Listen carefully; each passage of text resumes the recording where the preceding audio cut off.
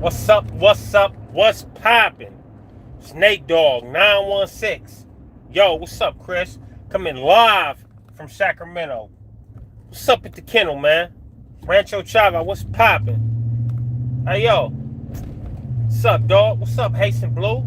I'm good. I'm living. I'm chilling. You know what I mean? Fresh off the job. Fresh out the little cool workout. Sandman, what's poppin', little bro? I see you. Fresh out the gym, you know, man. You did what it is. Hey, yo, check me out, right? Big dog. Much love. JB, what's up, man? It's the kid 916 tapping in. I see you. Hey, check me out. So, hey, if you out there and you listening to me, man, thank you. Thank you very much. Hey, I want to put something out there real quick, and I know hopefully y'all like this Kennel Talk, man. Basically, the Kennel Talk gonna basically be, you know, my rides home from work, whatever, you know what I mean, before I'm getting back. Oh, that's right, go get your money, man. All around workout, man. I get an all around workout every time I go in, because for me it's more about maintenance, not about trying to build, not trying to grow. So basically I work everything every time I go. You know, it's just about maintenance and keeping it right. You feel me? I run a mile or two on the treadmill, and then a mile, depends on how I'm feeling. Today I ran a mile, just a quick mile on the treadmill, and then a little bit on everything. I do the 30-minute circuit room, where basically you hitting a bunch of step machines and strength machines, all that get every part of your body. Yeah, Herc works out more bulk workouts. So it's different. I see you, Rancho. Yeah, Herc, but I mean, we can get it. It's nothing. I work out with anybody.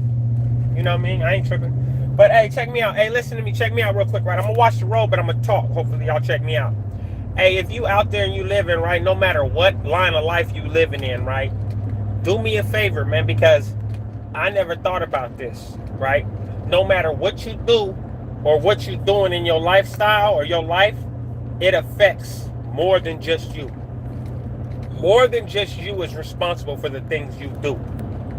So if you've brought children in this world, if you've married a woman, if you've got a mother, a father, a cousin, anything in your family, you know what I mean? Any kind of family members or loved ones, homeboys that got love for you, you know, you got to realize that everything you do affects them as well. Everything you do affects everybody in your circle. So when you out there thinking like, I could do this, it don't matter, it's just me, I ain't, you know what I mean? I'm only hurting myself or whatever it may be. You got to realize that you're not only hurting yourself, man, you hurting everybody that love you. Nah, no pre-workout, man, none of that. I just go get it, bro. I got natural energy. I mean, I'm saying for those who use it, you know, it is what it is. But like you got my thing today is for you guys to realize that I know I'm not gonna be on here this long. As far as Earth, I mean, we never know. Yeah, no, I shout out to Big Herc, man. Get your yard time in if you need it, man. Go to freshoutseries.com and you can order that yard time. He send it out to you. It's just basically a pre-workout. I guess it works. I don't know. I don't use it. I can't handle it. My body, I'll be super sparked if I use some shit like that, man. That shit won't never. I'll never turn down. I'm already energetic myself. But you guys got to remember, man. We don't know how much time we got left, so we got to cherish the time we got with people. Yeah, it's still up. It's going down though. We got to cherish the time we got with the people we got. 100 push-up challenge. Oh, that's okay. Oh yeah. If you want to do a 100 push-up challenge, you see, bro, that is a good thing to do. Yeah, that's a good look. Okay. Oh, see, I wouldn't like stuff that's gonna crash on me. So, but anyway, I just wanted to come on here and chop it up with y'all real quick and let y'all know that I made a lot of mistakes in my life, man. I don't pretend to be perfect. You know what I mean? I'm fallible just like everybody else. I have my issues. I have my problems. I got anger issues. You know what I mean? Which I try to work out however I can. You know what I mean? Like, I'm like Sandman to check. Oh well, he didn't go in the backyard, but I got the heavy bag in the backyard for that, and you know, I go work out if I can, or whatever I can do, man. I usually try to leave all that outside the house. You know, any kind of negative energy, any kind of I mean, you dictate how you treat everyone else. So just because I'm having a bad day at work, or I don't like the way the day's going at work, that don't mean I got to take it home, go home and have an attitude with my wife, or have an attitude with any of my kids. You know what I mean? Like, it's just not necessary, man. It's like making the problem worse. You feel me? It's like putting fuel on the fire. If I'm already in a bad mood, yeah. If I'm already in a bad mood, and let's say I come home and I give my wife attitude, right?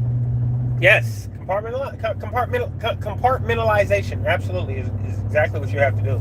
If I come home with a bad attitude from work and it rubs off on my wife, now me and my wife have bad attitudes, right? So then that rubs off on the children, right? So we've now taken something as small as some guy didn't load my truck right? And now it's all the way home with me.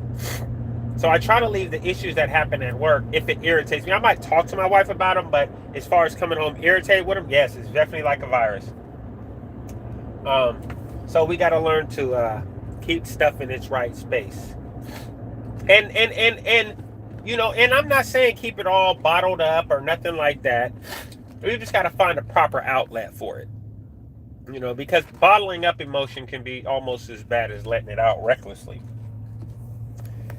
Well, yeah, absolutely easier said than done. Of course, it takes practice, brother. Believe me. I'm not saying anything that I say is not stuff that I've had to go the hard way. You know what I mean? I've had to do. Yes, it will make you blow up. That's what I mean. I'm not telling you to bottle it up. I'm just telling you to properly use it. Use it as power for whatever. Put it into something productive. So I put that anger issue into my workouts. Like when I work out or whatever I use it for a way to exert that angry energy. I transform it. But it's all a process. Nothing that you guys will hear me say have I just one day I was like, boom, I got it. This shit took years and years of practice to be calm and patient with people. I'm one of the most patient people I know. I mean, I'm sure everybody says that. Well, no, not really, because some people say they don't have any patience. I believe I'm a very patient person. I try my best to overlook stuff. Hey, thank you, man. I appreciate you, bro. It's the kid. Yes, it very much so is a learned skill, man. And unfortunately for me, I had a long time where I had to have nothing but patience when I was incarcerated. But yeah, okay. So here's my thing: is I look at it like anger is like marijuana. It's like a gateway drug, right? Because you might think, I'm just mad right now, but later you might let that anger turn into something physical. You know, well, at least in my case, my anger likes to turn physical on me. It likes to. If I hold in my anger, I'm very liable to end up hurting somebody or myself somehow. Not suicidal, but because if I do anything, nobody's going to end up hurting me anyway. You know what I mean? Because I'm going to jail. You know what I mean? But hey, General Tex, I see you. Yeah, but I mean, you have to focus on yourself in order to gain that patience. You have to know what your own ticks are and your own buttons. You know how people says, she knows how to push my buttons, right? Like they say the old lady or the female, let's say their husband knows how to push your buttons, right? Can I get a thumbs up if you know what I'm talking about? Say people know how to push your buttons, people that have been around you. What's up? What's up, Australia? I see you. You guys understand about people saying they know other people's buttons, right? No, I know y'all stories right now, bro. I'm on this page right now, Chris. Okay, so. Nah, I don't. It would be nice. Okay, so. Here's my thing is. If you say that. Like check. Yeah, can I get a like check? If you say that people know how to push your buttons, right? Let's look at it like this. Bear with me. Try this, right? Just try this, right? If you know your buttons, if you know your own buttons, don't you have the power whether or not to let anybody push them? And if you know what the things that will really irritate you, don't you have the power to react to them? Rancho Chava, I see you. Salute. Good looking, bruh. I see you. Thank you, man. But don't you have the power? Like, I mean, just think about it. You let yourself react to those. Like, if she says this, I'm gonna flip out. What's up, Aunt? I see you. Oh, no, I'm looking forward. I'm good. I drive for a living, so I pay attention, you know. Knock on wood. Shout out from San Diego. But when you say people can push your buttons, really, so you know what your buttons are. You know what the things that'll put. So if I was to say, and this is a learning process for me still to this day, right? If I was to say, or if you would say, if somebody calls you a bitch, you gonna punch them in their face, right? That's what most of us think, right? That's what most of us think. So now we've given that other person power over us. We've given that other person power to decide what we're going to do, right? Right? Instead, it's like, oh, you trying to bait me. You trying to get me. So how do you know that person's just not trying to get you to react to make you look bad in somebody else's eyes or to call the police on you? And I know people are like, well, I'm a man. I'm gonna react. But actually, really, I mean, and that's a hard thing for me. I could say it, but I'm really not too comfortable with nobody calling me a bitch. You know what I mean? But now you give people power over you. When you know what I'm saying? When you react to what someone can say, as long as somebody's not touching you, it's like you're giving them the power to dictate your actions. Now, if you touch me, now it's self-defense. Now I'm going to defend myself. And I mean, I just hope that nobody tries me and tries to call me a bitch to my face, because I got a lot of residual PTSD issues from prison and little things that I try to let go, but it's just hard. And I'm working on it. Rest in peace, Miss Claudia. But understand that anytime we do anything, we react. So somebody sends you a foul text message and you blow up, right? Yeah, absolutely. It's always about what other people say, because you would react differently if it's just me and you in a room, right? As opposed to how you would react if it's 10 of your homeboys and me, 10 of your homeboys and you and me in a room. Now you got to prove to them that you whatever they want you to be or whatever they expect you to be, right? But if it's just me and you could. Well, if it's just me and you could be something like, bro, stop fucking playing with me, man. Don't get at me like that, bro. I don't play like that. I don't call you out your name. Don't call me out my name. You can react that way, right? And hopefully it's squashed there.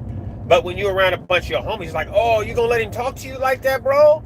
You not gonna get on him? You ain't gonna do nothing? Oh, you's a sucker. You's a sucker. So why wasn't you a sucker if it was just me and you in a room and you just told me?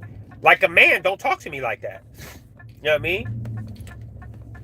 I'm telling you, man, it's that peer pressure is real. That's why, like Sandman knows, and like a lot of you guys know, man, whatever I say, I stand on it, man. I don't say it for nobody else. I don't try to make myself look tough or look like anything for nobody else, man. I just stand on what I believe, and I'm gonna stand on it till I die, man. Because if you don't, like they say, if you don't stand for something, you gonna fall for anything, right? I'm not falling for nothing. You know what I mean? So, salute for tapping in real quick for a little bit of Kennel Talk, man. Remember, man, you hold the control to your own destiny, man. Don't let nobody else control what you do, man. You mean?